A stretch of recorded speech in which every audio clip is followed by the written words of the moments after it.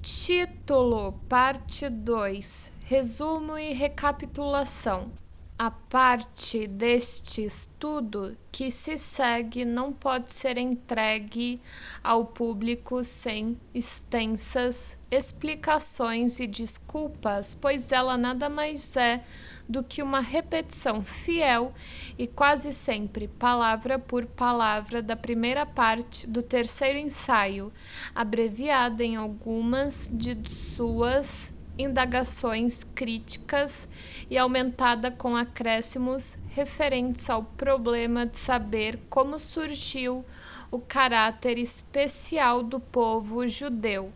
Estou ciente de que um método de exposição como esse é tão inconveniente quanto pouco artístico, e eu mesmo deploro sem reservas. Por que não evitei? Não me é difícil descobrir a resposta para isso, mas não é fácil confessar.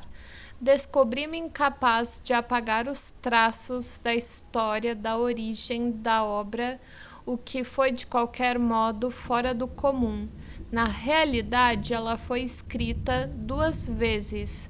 Pela primeira vez alguns anos atrás em Viena, onde não pensei que fosse possível publicá-la, decidi abandoná-la, mas ela me atormentou como um fantasma insepulto e descobri uma saída tornando independentes 2 partes suas e publicando-as em nosso periódico Imago, o ponto de partida psicanalítico de todo o assunto. Moisés, um egípcio, ensaio 1, e a construção histórica sobre isso, erigida. Se Moisés fosse egípcio, ensaio 2. O restante, que incluía o que estava realmente aberto à objeção e era perigoso à aplicação desses achados, a gênese do monoteísmo e a visão da religião em geral, eu retive para sempre, segundo pensava.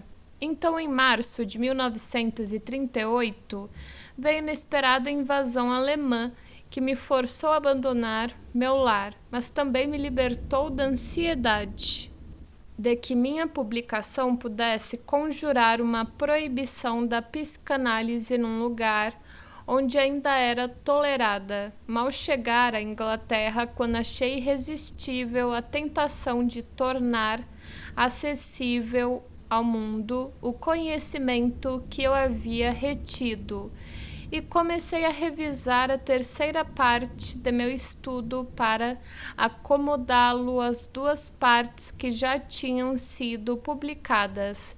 Isso naturalmente envolvia uma predisposição parcial do material. Não tive êxito, contudo, em incluir a totalidade dele em minha segunda versão. Por outro lado, não podia decidir-me a abandonar inteiramente as versões primitivas.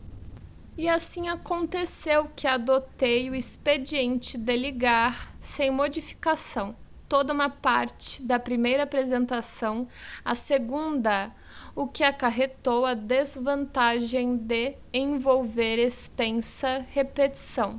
Poderia, contudo, consolar-me com a reflexão de que as coisas que estou tratando são, seja como for, tão novas e importantes, independentemente de quanto a minha descrição delas é correta, que não pode constituir desventura que o público seja obrigado a ler a mesma coisa sobre elas 2 vezes. Há coisas que deveriam ser ditas mais de uma vez e que não podem ser ditas com frequência suficiente, mas o leitor deve decidir de sua própria e livre vontade entre estender-se sobre o assunto ou retornar a ele.